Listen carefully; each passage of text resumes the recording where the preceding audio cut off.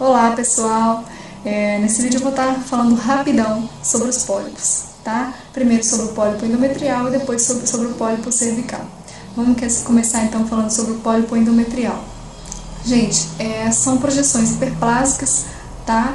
No endométrio que vai conter, né, tanto porções estromais quanto glandulares do mesmo, tá bom? Eles podem ser sésseis ou pediculados e são sensíveis à ação hormonal. Sobre a epidemiologia, gente, os pólipos eles são o segundo tumor mais comum, benigno mais comum no útero, tá? Fica atrás aí dos miomas, né? Eles acometem cerca de 10 a 25% das mulheres e eles são mais incidentes aí por volta dos 29 aos 59 anos de idade, principalmente após os 50 anos, tá? É comum, tá, gente, o relato de uso de estrogênios exógenos por essas mulheres ou de fármacos com efeitos estrogênicos semelhantes, como, por exemplo, a propranolol, alfa-metildopa, benzodiazepínicos. Sobre o quadro clínico, gente, esses pólipos eles podem desencadear aí pequenas perdas sanguíneas, tá, em relação aos intervalos aí entre uma menstruação e outra, ou pode acontecer também poucos dias após o término da menstruação. Essa perda sanguínea, gente, ela é pouco volume, tá? Aspecto mucoide e coloração escurecida. Pode gerar também uma dor hipogástrica e cólica, que é devido à tentativa daquele útero de se expulsar, tá? Esse pólipo. E a grande maioria deles são assintomáticos, são descobertos aí ao acaso em exames de rotina, tá? Sobre a infertilidade, eles estão presentes, gente, em 55% das mulheres que têm infertilidade sem causa aparente. Sobre o diagnóstico clínico dos pólipos, não é possível, tá, gente? Eles têm um tamanho reduzido, não são o suficiente para gerar o aumento do tamanho do volume uterino, tá? Eles são visíveis à ultrassonografia, tá? E o principal aspecto diferenciador desses pólipos em relação aos miomas submucosos é que os pólipos eles têm uma textura ecogênica, tá?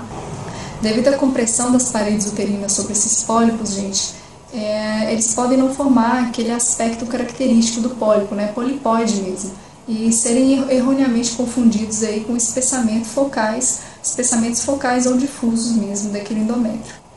A esterosonografia, gente, é um examezinho que você vai injetar um meio líquido na cavidade uterina, pode ser contraste ou soro fisiológico, e dessa maneira é possível aí você determinar o local de inserção, o contorno e o tamanho real daquele pólipo, tá? Ele permite também que nós façamos a diferenciação entre os pólipos e miomas submucosos. Sobre a esteroscopia, gente, ela fecha o diagnóstico definitivo porque permite a visualização ali direta daquele pólipo. O tratamento desses pólipos, gente, é a ressecção cirúrgica, tá? Pode ser através da videoesteroscopia ou curetagem, tá? Polipectomia, independente desse pólipo, dessa mulher ser sintomática ou não, tá? Porque os pólipos, eles não são, os exames de imagem, eles não conseguem diferenciar com segurança os pólipos benignos dos malignos, tá? E essa malignização do pólipo pode acontecer aí em cerca de 0,5% dos casos. A esterectomia, gente, ela vai estar indicada somente em casos de pólipos difusos, tá? E recidivantes. Sobre o pólipo cervical, gente, ele é um pólipozinho com origem ali endocervical, na endocérvice, tá? Ele tem uma coloraçãozinha rósea, tá? Mas essa coloração dele pode modificar aí de acordo com o comprometimento vascular desse pólipo, tá? Em relação ao quadro clínico do pólipo cervical, a sinusiorragia é a manifestação mais comum. Sinusiorragia, para quem não sabe, é um sangramento à relação sexual, tá? Esses pólipos, gente, podem apresentar pedículos, tá? Esses pedículos serem longos ao ponto desses pólipos eles se exteriorizarem através da vulva e serem percebidos pela paciente, tá? A presença de hemorragia, leucorreia fétida pode ser um sinal de sofrimento vascular nesse pólipo, tá bom?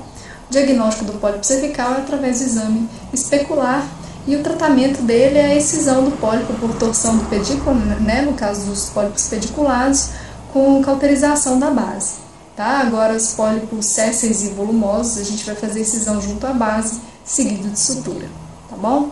Um resumão mesmo sobre os pólipos, né? É basicamente isso. Eu espero ter ajudado. Muito obrigada!